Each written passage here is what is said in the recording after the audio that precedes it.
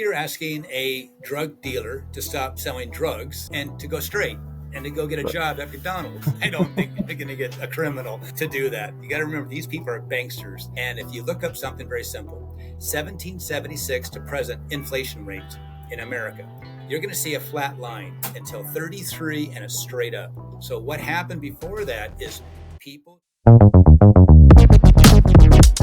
Welcome everybody back to another exciting show of the About That Wallet podcast, where we help the sandwich generation build strong financial habits so that they can talk about money, spend money, and enjoy their money with confidence. Today, I have somebody who is the author of Forgive and Forget: How to Mute Your Credit Card Debt. Welcome to the show, Tommy. Well, thank you very much for inviting me. I'm excited. Awesome. So one of the things that got me interested was learning more about credit cards, because the sandwich generation, we all know about it to some degree, at least how to use it for sure. But are we really taking full advantage of the credit card? Well, we have to kind of start from the beginning. And let me just ask you a question there, Anthony.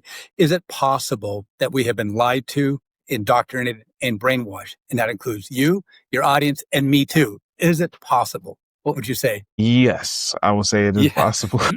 Absolutely. So a lie is a lie, and so we know what that is. But when it's told generationally, then it's indoctrination.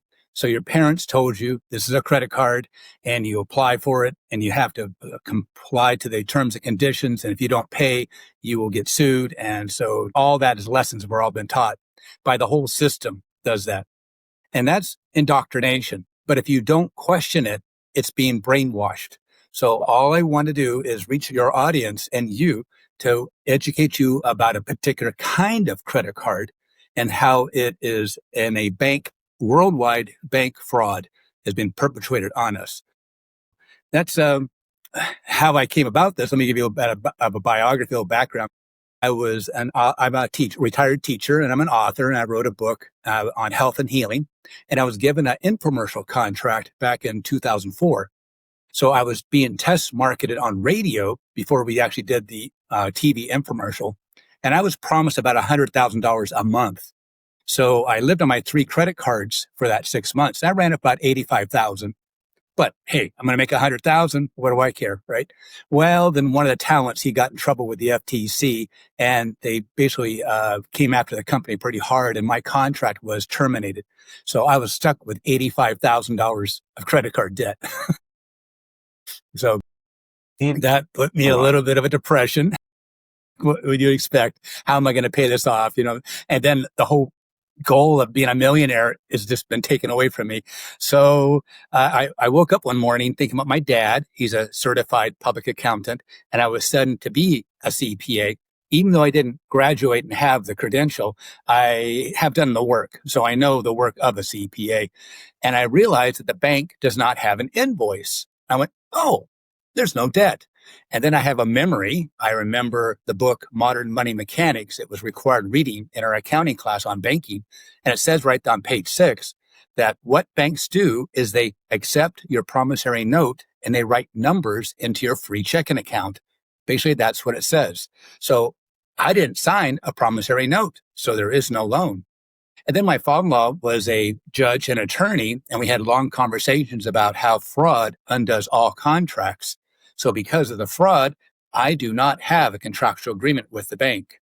So what I have is a free checking account, and all I got to do is write a letter to the bank, ask them to close the account, and that's what happened. So I decided to file 3 federal lawsuits against the banks in Los Angeles court. And things were going on pretty good. We're going to come to their deposition. That means the bank employee was going to have to come to my office, was going to have to answer all these questions. And then all of a sudden, I got called into court. And a judge called me, not my defendants, not the 3 banks. They weren't there. Me. He said, Mr. Kilpatrick, do you have a credit card? Well, let me start at the beginning. Oh, we'll start at the beginning later. Do you have a credit card? No, it started off as a gift card. A gift card? Open your wallet up. Pull the card out. What's it say right there? Credit card. You're an idiot. Get out of here. So he dismissed all 3 cases. So back to depression, right? A month later, I look at my credit report and all 3 banks were off my credit report. My credit score improved after suing the banks. They never sued me, and I never got a 1099-C. That's just let me take a second and explain what that is. If you borrow $100,000 in a bank and you don't pay them back, they let the IRS know you got $100,000, so you got to pay $45,000 in taxes. They get to take a tax deduction. They never sent me a 1090-C. So that's the story of how I kind of figured out how the banks are pulling a fraud worldwide on all of us people that have a credit card. So how that is amazing stories. You know, the amount of research you went into, but how did you know that you didn't sign anything with them? Because sometimes when we do credit card things, we do everything online, and it's just kind of like, oh, okay, well, you did this, so now it hits your credit to kind of pull like a hard credit pull, and then it just Right. hits on our credit the whole time for at least 2 years, mostly. Right. And that's what they'll do. So, They'll like, pull what your do we credit do report for them? and pull a credit score, and that kind of determines how much they're going to loan you. Well, maybe not necessarily a loan. So I say right up the beginning, don't believe me. I'm a doubting Thomas. So I'm inviting you, Anthony, to be a doubting Thomas and your whole audience too. Okay. So don't believe a word I have to say today. In the show notes, I have 3 links, and those links will explain to you what the truth is. And then also send this podcast to your CPA. Now, they probably never heard of this concept before, but just ask them, is this guy right? And I'm 100% correct. Because first of all, the bank does not have an invoice. 2, they don't have a promissory note. And 3, fraud undoes all contracts. So you're basically, I'm trying to get through to you and your audience is that you are a crime victim and there is resolution from this crime that's been committed against you. So there are true credit cards. Okay, let's start with that. Let's say, Anthony, you want some tires and you don't have the money and you go into a tire store and they say it's going to be this amount of thousands. You go, oh my God, I didn't know tires were that expensive. But yes, they are. And so they say, oh, Anthony, why don't you apply for the in-store credit card? And if you're approved, great. And yet you are approved. You drive away without paying, right? You got tires Right? on your car and you didn't pay for it. So you get a statement at the end of the month, which is true. And they have an outstanding unpaid invoice, which is true. That is a true credit card. You have to pay that. I am not trying to give to you a get out of debt scheme. This is not getting out of debt. If you have a debt, you have a debt. So law is language and language is law. So if you use a criminal language, you're never going to win. But if you use the truth, that's Mm. when you will be relieved of this burden of you being a victim of a bank fraud. So then, how do you even, in your terms, like nuke that particular debt? Like, say if we do apply for a credit card, like you applied for the card, but you didn't use it. Uh, is that something that you can still get rid of too? Absolutely, because what we're talking about is that there are true credit cards and you owe them. So how do you know, let's say a Walmart or an Amazon card or any department store is a true credit card or a fake one? Look on the back. If you look on the back, if it says a bank right up front, so you know that is not, that's a phony card. And even American Express is a bank. They just don't put bank at the end of American Express. But if you look at the Walmart card or the Amazon, and it says issued by Bank of America, Citibank, Wells Fargo, that's a phony card. Could be Bank of London, Bank of Tokyo. It works all around the world. So if we can right now establish that the bank does not have an invoice, the bank did not put tires on your car, they did not send a plumber out to your house and did a plumbing job. So there's no service and there was no goods transferred to you. So they don't have an invoice. They could not have ever issued a credit. Okay? The wheels are starting to work. Okay. See, so I think of, let's yeah. go to another story. Let's have a general store. 100 years ago, you walked in. Hey, Anthony, how you doing? I'm doing great, but I do need 5 pounds of flour and a pound of sugar. Well, are you going to pay me? My crops are coming in 2 weeks. That's fine. You'll pay. I'll write it all down. And they have an invoice. You didn't go in to the storekeeper and say, hey, can I borrow $10,000? No, we don't do loans. We're in the business of selling products or doing a service. So you go to the bank.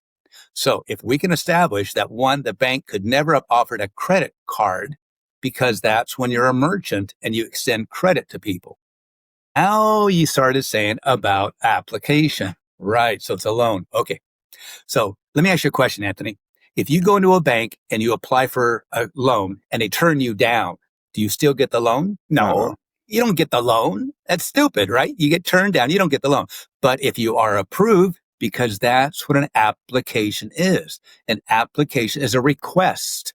All right. So you request something. So if they approve you, you go to the bank and you fill out loan documents. Do you remember that? Page Yep, after I remember page of those. loan documents. You have to prove you have an income. Because if the bank was taken into court, the judge say, you're loaning money to people who don't even have a job, who have no employment, have no income. You're predatory. So the banks cannot be in that position. So they have to force you to prove that you have an income, because how are you going to pay the loan back? Okay. Then you have collateral. So you have your house, your car, or if you go for a personal loan and you put up your yacht, well, they can take that away from you legally. They can send a repossession person out. They can take your car and you call the police up. The police say, who's taking it? Repo guy. That's your problem, buddy. We're not involved. So let him take your car. Away on my car, right? So they take it away and they sell it. They can legally sell your property and get the money. Now, if the bank comes up short, well, that's their problem. But if they come up long, meaning they made money, they don't keep the difference. They got to give you back the difference. Okay. So that's how you do a loan. You also have to have a credit report that shows a history, and your credit score determines your interest rate. But the last thing you sign is a promissory note. If there's no promise to pay, then it's actually a gift. So if I give you something, it's a gift. If it's a loan, then you have a loan document. So if you get a loan, now say if you can turn the loan, can you convert a loan into a credit card? Well, I hear about that, consolidating your credit card into a home loan. And that is the worst thing to ever do. Because first of all, my argument is that it's not a debt. It's not a loan. So why would you give the bank money that you don't really have to give it? It's actually putting into your checking account. Well, I'll explain that a little bit later. But it's totally ridiculous to put that debt into a house, because if you don't pay that payment, you lose your house. This would be totally crazy. And in the show notes on the number 5 link is Dave Ramsey, and he talks about these debt settlement companies. They'll take your money, but they don't pay the bank, and you were in worse off before. So the very first link explains that how banks are only involved in loans, and that when you take money and put it into a bank, you're actually loaning the bank money. So this is what happens when you banks want to have you as a customer, and they will spend money to get you to be a customer, right? Years ago, they bought toasters and wall clocks and they had them in the bank, and they would say, hey, if you open an account today, we'll give you this toaster. You went, great. Your mom said, great, we got a toaster. You know, it was a big deal back in the 50s or 60s. So they also had an ad in the paper that I saw. It said, come into our bank and deposit $25 and we will match it in 90 days. So what did I do? I took my 25, put it into my savings account, waited 91 days, went into the bank, took out my 25 and the bank's 25, right? I took out $50 and closed the account. Let me ask you a question, Anthony. Was that ripping the bank off? Did I go into No, the bank and rip them off? No. I would say Did no, I steal? Did I steal from the bank? no, No, they gave me $50. 25 was mine, 25 was theirs. They gave it to me. I didn't have a gun. And is that immoral, what I did? Was that immoral? Tell me. not at all. No, that's not immoral. They did a deal. I followed it and I took my money. I closed the account. That's my deal, but boo-hoo for them. So it's the same thing with a $500 Capital One credit card. It's a gift card. You didn't buy it. You didn't borrow it. It's a gift, because that's when you apply, they give you a $500 credit card. They gave me this, what you think was a loan, because you have been lied to, indoctrinated, and not brainwashed, because now you're questioning. That's all they want you to do is question this. So we watch TV, we see a bank robber, and they always say alleged. So all I want you to do is say it's alleged debt. Now, when you say that, that puts the burden on the bank to prove that there's a debt with an invoice, which they don't have, or a loan, and they have to have a promissory note. That's in the show notes, and your second link is from the Federal Reserve that put out the book, Modern Money Mechanics, that says right there jokingly and mocking, of course we don't take people's deposits and loan them out to other people. There wouldn't be enough money. And then it says, we accept your promissory notes. You have to sign a promise to pay them first. And then they write any number they want. There's nothing holding them back. They could put 500. They could put 5,000, they could put 5 million. It doesn't matter what they do. So they write that in your free checking account. So what'd you do with your gift card? It came in the mail. And what would be something you want to buy for $500 right now, Anthony? If I gave you $500, what would you want to buy? One thing. What would that be? Microphone? If I had to be right now, because I'm actually thinking like some food. A washing machine? Something. To be just honest, pick anything. Doesn't matter. Yeah. Pick one thing. A phone and some TV. A TV. Perfect. So you go into a TV store with your gift card. You think it's a credit card. Remember, you've been lied to and indoctrinated, but you're not brainwashed. So it's okay. So you do walk in the store and you buy the TV. As you're walking out, they say, wait a second, sir. Did you pay for that? And you have a receipt, right? Mm-hmm.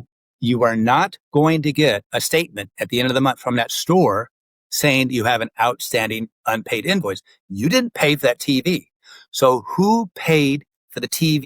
Somebody paid $500. The bank, right? So where did the bank get that money? From their advertising budget.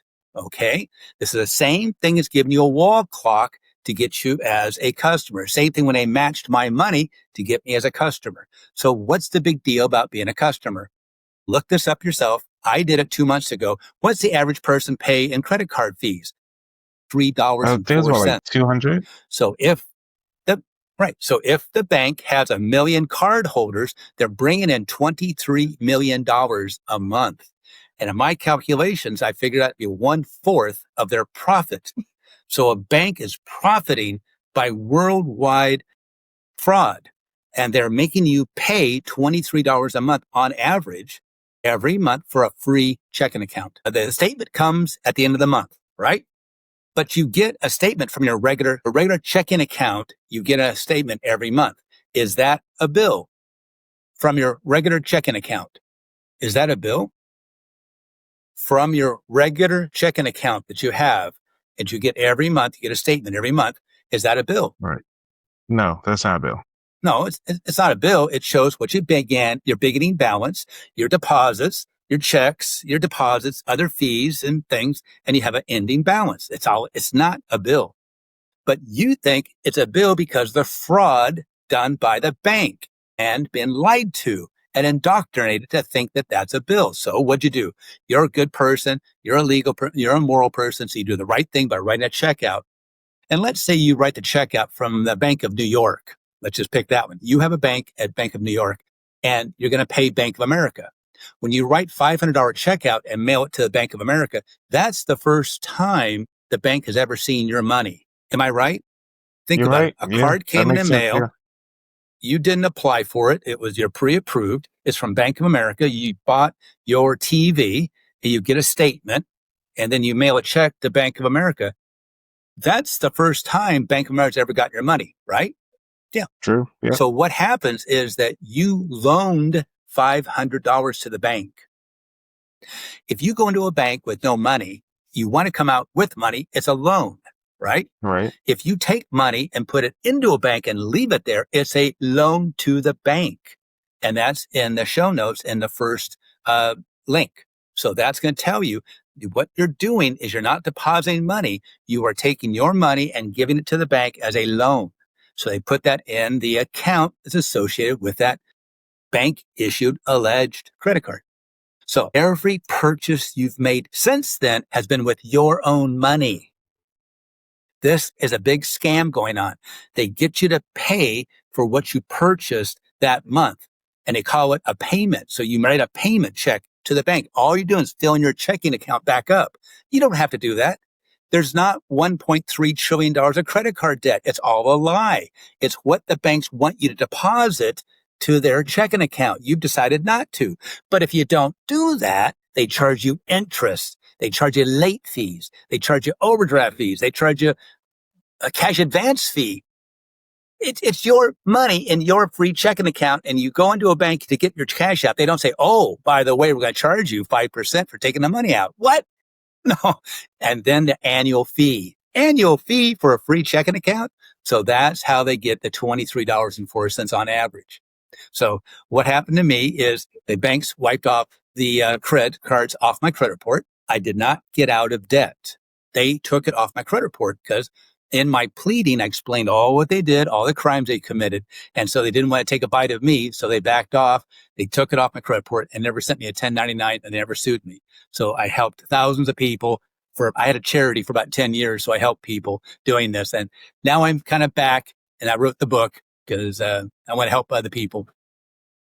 So, going through this process, like, it's just to kind of help people remove can't really call it debt, but remove the note that's on their account that says that they owe this amount. Am I saying that correctly? All we want it to do, the banks, is to remove that derogatory item.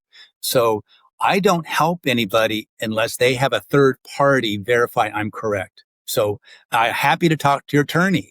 What kind of scammer wants to talk to your attorney? Only if we have the CPA. Only if we have a person who says, I've had a class of accounting. One class is going to tell you. Anyone who has business knowledge knows you never pay from a statement. See, Anthony, you don't have the experience I have had. My dad was a CPA, so part of my DNA has the IRS in it. And my first job was an accountant. And the CFO, which is a CPA, he walked up to me and put a finger in my face and said, if you pay from a statement, I'm going to fire you. And then he got really nice, but he had to make that impression on me. And he said, owners of our company, we do deals all the time. So this invoice may not even be valid anymore. We mucked out other kind of deals. Or we wrote a check last week and it's crossing the mail. So it's not true. You only pay from an invoice and look at the corner there. See how the department head okays it? Only if we validate that the merchandise came in and it is the true accounting and it is the true shipping and it is all accurate, only then do you pay. So I have had that experience. You don't. So I know the bank does not have an invoice. No invoice, no debt. I also have a memory that you have to have a promissory note. Think about this, Anthony. You buy a share of stock of Bank of America. Now you're a shareholder. Now you're benefiting from them. You're going to get money from them in your dividend. You're all on board with the Bank of America. Great. Now, it's your bank. Now, Anthony, would you want your bank to loan out your money to people who can't pay it back? No. Would that sound like sound business practices? Not at all. Would you want to have your bank loan your money to people who don't even have an income? Because on this credit card application, there's no proof of income. They tell you on YouTube, there's these guys on YouTube that tell you, apply. But I'm unemployed. It doesn't matter. Write down some job, put these 130,000 you're making, you'll get more. Put up 200. That's true, right? So would you want your bank to loan your money to people who don't even promise to pay it back? No. It doesn't make sense. So doesn't make any sense because it's not a loan. It's not a debt. What they got you to do is be a customer. Now you have a free checking account. Now they're hitting you with all these fees fraudulently and you've suckered into it. Okay, but I'm here to help you get off that crazy merry-go-round and you don't have to be thinking about getting out of debt. All we want the bank to do is remove it off your credit report. They're not going to be sued because they can only sue you if you have a debt with them. So then, let's say, do you have any credit cards by any chance? Kind of heard a little bit here. You kind of broke up a little bit. Do you have any credit cards by any chance after going through all of this? Very good. I like that question. Yes, I got a credit card. About 13 years ago, the wife said, get out and take the dog with you. So I became homeless on purpose and I took a vow of poverty. And for about 10 years, I had nothing to touch anything. So when I came off the farm about a year and a half ago, I knew I was going to go to the Philippines. So I needed to buy an airline ticket with a credit card. Okay. You even got me saying it. Okay. And then to rent a car, I had to have a credit card, right? Debit cards won't work. So what I had to do was apply for a credit card from Capital One. And guess what? They gave me a $500. See the word? They gave me a $500 credit card, but I had no score and I had no credit report. So how do you do that? They don't give credit cards out to people who have no score and no credit history. I was a previous customer, right? I was sued them for $35,000. So they removed it off my credit report, kept me on as a good customer, obviously, and they gave me a $500 credit card. So they gave me an instant score of about 525. Then I went to a credit union, got a small little loan that I pay every month. Now I have an installment loan, right? So now my score is up to 625, 630. And over the last 6-7 months, I have been using the credit card, 10%, never be late. And now my score is 5 and it's ready to go up to 800. So I want to prove to you that a guy that did all this, why would they give you a credit card? Because they pay on average $23.04. Why did someone go bankrupt and the next day after it's all finalized, you get a credit card application? Because they know you can't do it for another 7 years. So think about this. They give you $500. They make the money back. On average, $23. So about 22, 23 months, they're going to make their $500 back. So then now you're paying $23.04 every month for the next 20 years. It could be up to 79.9%. One podcaster told me he pays $800 for an annual fee. $800 to have a free checking account. So What? don't get any after I help you and resolve your issue. I'll have you help you get your credit card, but now you know not to get any with an annual fee, and you never pay a bit of interest. And only buy stuff that you're going to pay for, kind of like that, kind of like what Dave Ramsey would say. But you run a risk. The risk is they're going to lower your credit limit down. No, that is the criminal language. They have stolen money out of your account. So if you have a $500 bank account and they take $250, they stole money from you. So it's the risk you take to get the credit score up, to have the convenience of getting an airline ticket and renting a car. So you have to kind of understand that. Yeah, because I had that happen to me when I was getting into some things, and before I canceled the credit cards, I just had to try to get myself out of debt at the point. And because all the banks talk to each other, one of the banks actually lowered my available limit, and I'm like, but my job, I thought your job was to help me, and they hurting me by lowering it down. It was like, well, it's nothing we can do until until you pay the debts down for other things. And I'm like, well, at that point, just cancel the card because you're not helping me. So And it's a shame. that's the thing. When I help people, I usually find them money they didn't even know they had. So once I do analysis of their credit report, then I can see they have money still available. So I have them withdraw the money out of their account. You could say max out the card, but that's the wrong language. That's not max out your card. It's taking the money out of your account and then you close the account. Now, I have to warn the people that if you do one card, like you said, they talk among themselves. Hey, this guy's doing something over here. Then everybody lowers your credit limit down or just cancel your card and you're stuck paying. You think, and you're not getting any benefit. You think, no, it's your checking account. They stole the money and they're still making you pay interest on a free checking account. There never was a loan. There never was a debt. So I'm able to get you off that merry-go-round. So what we do first is we have you pull your credit report so I can see what it is. I don't need to know the social security numbers. I don't need to know anything. I just need to know the bank or whoever's a creditor is and just a little bit of information. And I don't need the account number. So I just need a little bit of information on how often they're reporting and what the balance is and stuff like that. Then we have a strategy that we need to complain. You need to file a police report. Well, it's not like somebody robbed your house and you call the police in. There are state and federal agencies that take complaints. So there are 5 that I know right now. So depending on the situation, there might be a few more, but for the typical person, there's 5. And we send those complaints to those state and federal agencies. So now you're saying, I'm a victim of a crime.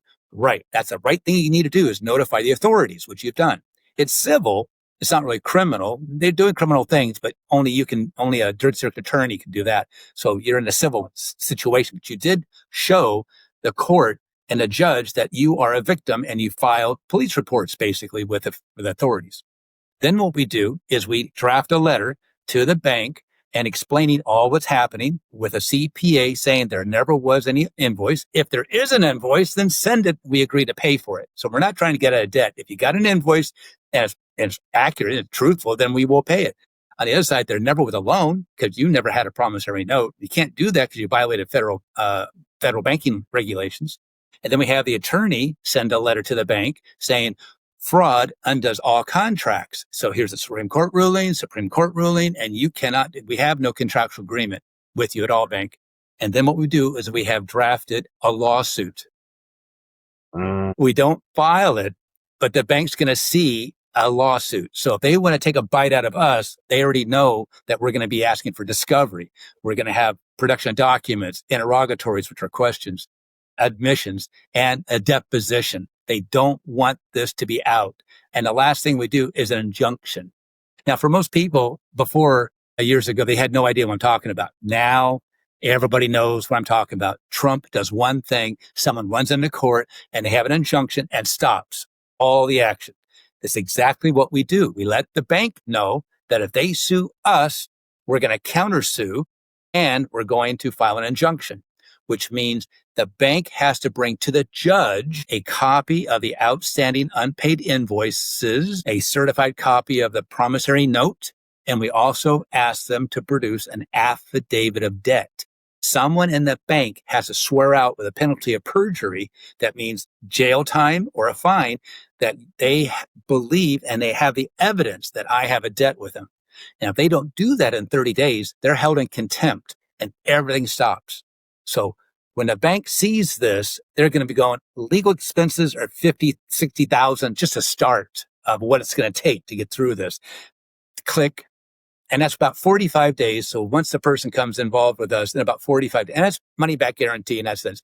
But I don't really charge for people because I find them money. So not only do you get money, you also not get out of debt, but you get out of this fraud that you've been involved in with. So you don't owe the bank anything because you never did. So why wouldn't more people just go ahead on and utilize their credit cards to the max and then go through this process? That's what I said. Is it immoral what I did? In the show notes, there's a link number 4 is a guy on YouTube that says, do this, what I just said. Go into a bank and match the funds. And he's made $361. That's all he does is do the terms, what they say. He waits that limit, goes in, takes the money and closes the account.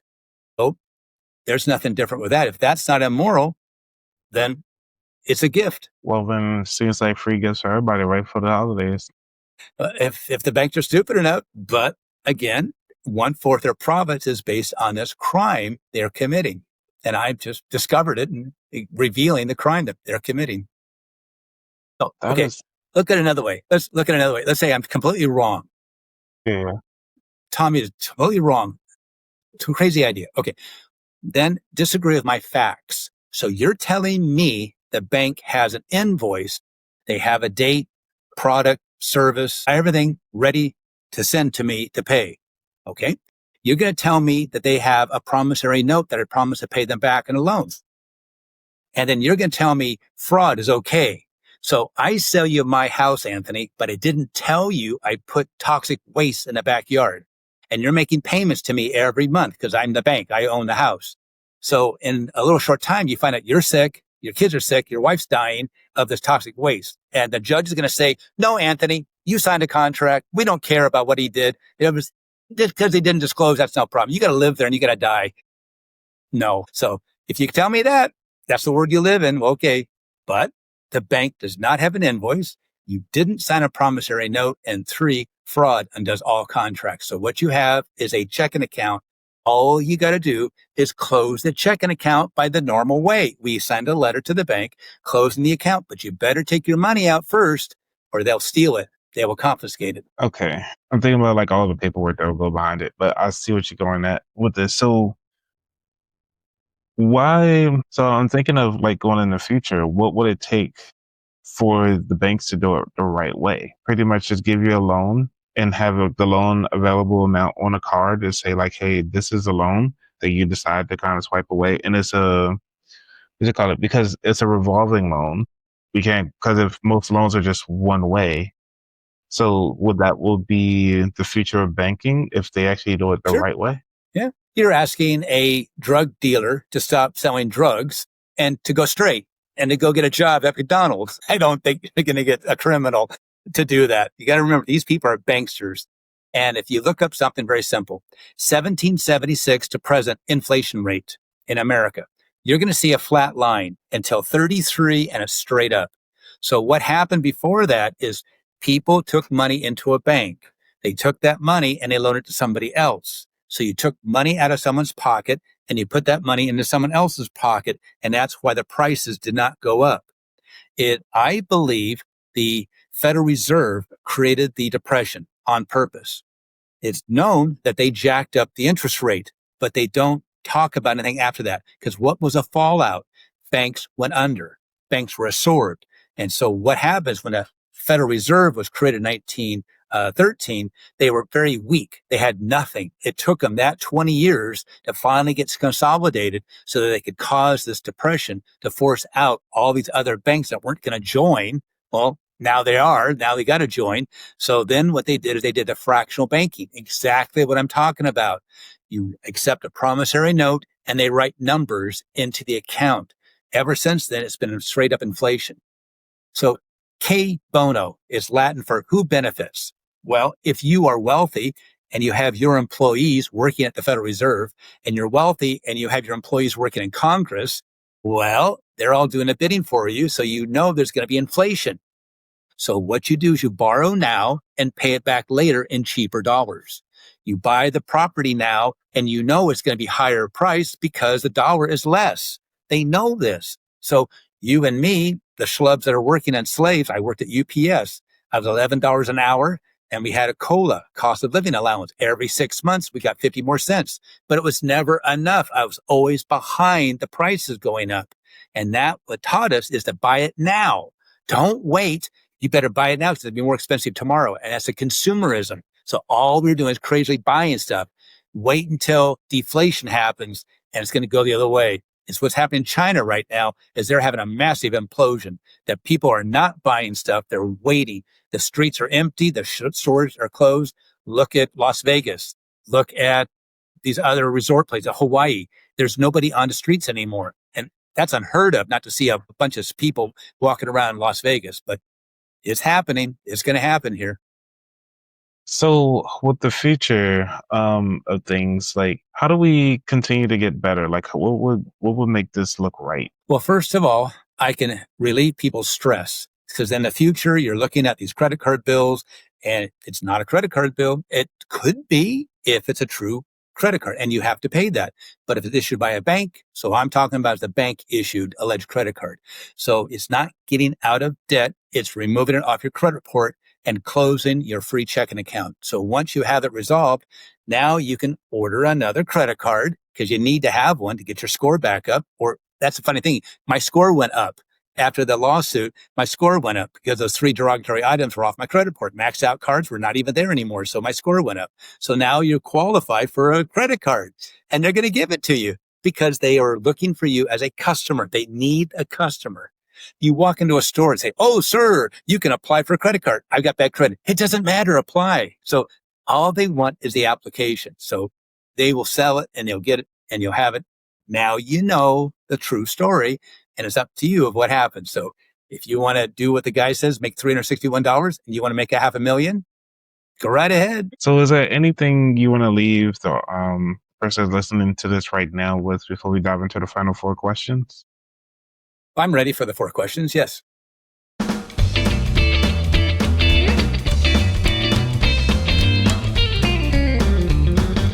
Alrighty. So question number 1, what does wealth mean to you?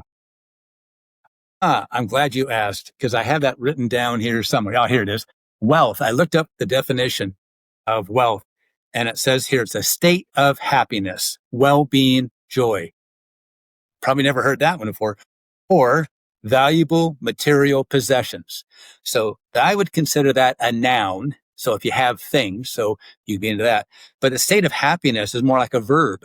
So I tend more towards a verb. So for my happiness, what I do is I help other people. So I came here to the Philippines to teach farmers how to build a dome house with bamboo. So it's free housing. Also vertical gardening. So they can produce a lot more food in a smaller space. So it's free food. And I'm helping them set up free self-managed medical care clinics. So they're in charge of their own medical care. So that's what I'm doing. So I'm helping people, and I will do things of acts of random kindness. We call it an ARC, AR. So it's an act of random kindness. So that's how I get my happiness. That's how I get my joy. And that's the wealth that I would consider I'm wealthy. So the more people I help, the wealth will come. Continue to help. Number 2, what is your worst money mistake? Thought about that, and I have to admit, I lost $100,000 in the commodity market. My dad, being a CPA, told me when I started interested in getting involved in the commodity market, because you can make great profits there and just huge amount of money. He said in his years of experience, he's never had a client ever make money on a commodity market. So I did visit this commodity exchange in Chicago. I was snuck in a little bit and got onto the trading floor, and I sat and watched where all my money went. So I had made a trade once. I made a lot of money. And then all of a sudden, a half an hour later, they called back and said, "Oh, your trade was misdone. You didn't make any money." So I knew it was rigged. It was a scam. So I saw $100,000 of my money gone at the Chicago Board of Trade. That would hurt, like emotionally, financially. Like, geez, 100 grand. Okay. Yeah, Number 3, is there a book that inspired your journey or changed your perspective?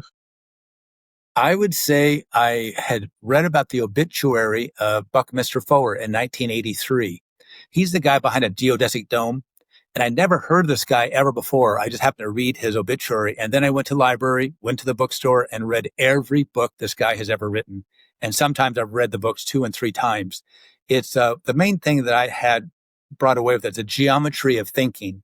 I think in vectors. I think in lines and coming together in what I call the kind of like the universal vectorial angle. So we have different people, you and I connected here, we cross paths. Are we going to become entwined and be connected forever? And I don't know. Are we going to be never see each other again? Maybe. But then what that does, we create a triangle. We bring 3 people into the mix and much stronger, like a family. A husband, wife, make a child. Now you're a family. And then we lead that into 3 dimensions. So we get into the tetrahedron, octahedron, icosahedron. So I build these shapes and I teach people how to think basically from these geometric shapes. And that's what got me into domes and building domes. So I found this thing called zip tie domes. So I go to a farmer. They invite me to their farm. I didn't know anybody here in the Philippines, but I went on a woofing site called WWOOF, Worldwide Opportunity Organic Farming. And there you can link up to a farmer. So I did, and they invited me to come to their farm. It's a bamboo farm. So I went there and I taught them how to build an 8-meter dome. We built it in 4 hours. One person could build an 8-meter, 25-foot dome in 4 hours, and there's no tools. So after I teach the farmer how to do this, they can now have a business. Now they're in the kit selling business. So when all they need to know is how wide or how tall. They only need one number, feet or meters, it doesn't matter. And on the website, it gives them their calculations. They cut the bamboo and drill a hole, and it comes to the job site with zip ties. It takes no tools, and up it goes. One person, 4 hours, 4 people in an hour. So if some storm wipes off your house or your barn or your greenhouse, it can be built back up very quickly.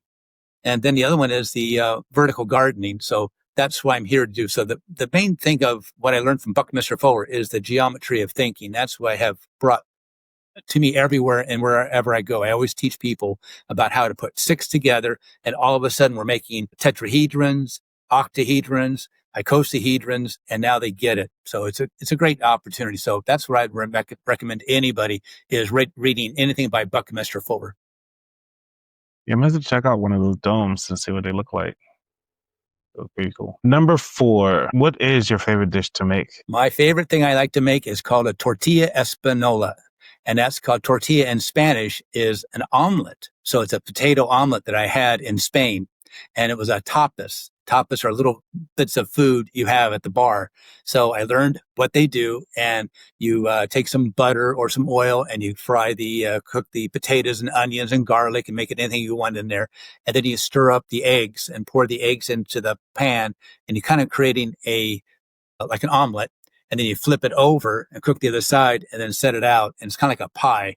And you cut it up and it's got potatoes in it, and onions and garlic. It's a great little tidbit to eat, or it's partly a meal too. So that's part of the cuisine I like to eat. Yeah. I mean, it sounds delicious. I'll actually like to try that one day. The very last question of the show, which is where could people find out more about you? Sure. They can find me at Tommy A. Kilpatrick on Facebook. And in the show notes, we'll have my email, and I offer a free 15-minute consultation. And if you take me up on that, I will send you my $69 book for free. So I want you to do it. You can figure it out for my book if you want to, or if you need my help, I'm here available. But most likely I can find you money. So, and then also relieve you of your, what's the right way? Being a victim. So no longer being a victim, putting yourself back in power. I like that. Tommy Kilpatrick, thank you so much for your time and actually sharing with us all of your knowledge. Well, as such little time that we had to really dive into our banking and really understanding what are we signing up for, because I think this will be very helpful for us in our future and really to understand what is it and what is it that's causing us our pain in our finances is that we just don't know. And I think that long as we continue to stay curious and really understand what's going on, the world will be a better place. All right. Well, thank you so much, Tommy. You have a good day. Thank you. All right. Bye.